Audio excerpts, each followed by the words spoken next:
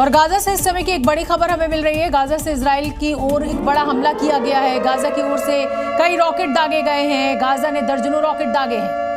तो कुल मिलाकर हमास की तरफ से यह हमला इजराइल पर बोला गया है। चारों तरफ से इजराइल को घेरने की कोशिश हो रही है और इजराइल बैठा भी बारूद के ढेर पर है, क्योंकि हर तरफ इस्लामिक देश है और इजराइल हमेशा से उनके निशाने पर रहा है। ईरान पर इजराइल ताबड़तोड़ हमला कर रहा है और दूसरे मोर्चे पर भी ईरान को धूल चटा रहा है। इजराइल ने ईरान पर एक बड़ा साइबर अटैक किया है और न्यूज चैनल्स को ही हैक कर लिया है, जिसके बाद चैनल पर कोई सरकारी प्रोपेगेंडा नहीं चला, बल्कि वो दिखाया गया जिससे ईरान की हुकूमत कांप जाती है। चैनल की स्क्रीन पर ईरानी महिलाओं के बाल काटते हुए वीडियो लगे, यानी वही हेयर कट प्रोटेस्ट जो महसा अमीनी की मौत के बाद पूरी दुनिया में वायरल हुआ था। ये वीडियो उस संदेश के साथ चलाए गए जिसमें कहा गया कि ईरान की महिलाओं की आजादी की आवाज को दबाया नहीं जा सकता। इजराइल अब ईरान के खिलाफ सिर्फ फिजिकल जंग नहीं लड़ रहा, अब आइडियोलॉजी पर हमला कर रहा, जिससे एक बार ईरान में भारी बवाल हुआ था। ईरान की सुरक्षा एजेंसियां भी हैरान हैं कि और ये सोचने पर मजबूर हैं कि आखिर इजराइल ने इतने सुरक्षित नेटवर्क में सेंध कैसे लगाई। वहीं इसके बाद ईरान में करीब 18 घंटे से पूरी तरह से इंटरनेट बंद कर दिया गया। इस वजह से ईरानी लोगों के लिए बाहरी दुनिया से संपर्क करना बेहद मुश्किल हो गया।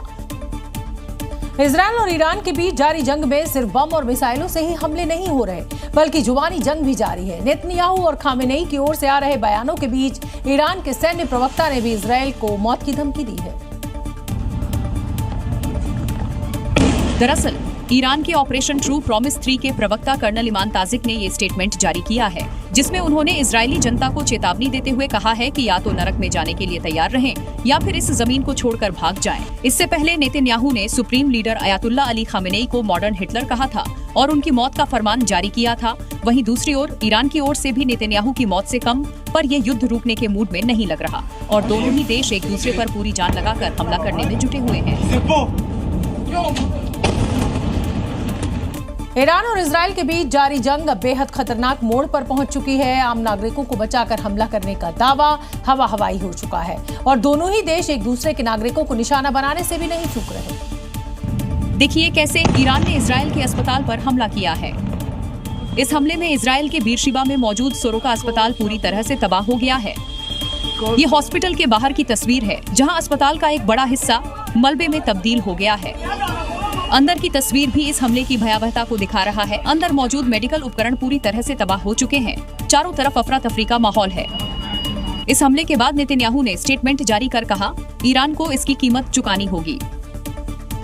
दूसरी ओर ईरान ने एक एनिमेटेड वीडियो जारी किया है और दावा किया है कि इजराइल दुनिया की आंखों में धूल झोंक सकता है। ईरान के नहीं, उसने हॉस्पिटल के बेसमेंट में जंगी तैयारी कर रखी है ताकि हमारे हमले से बचा जा सके, लेकिन अब वो हमसे बचने वाला नहीं है। Z News.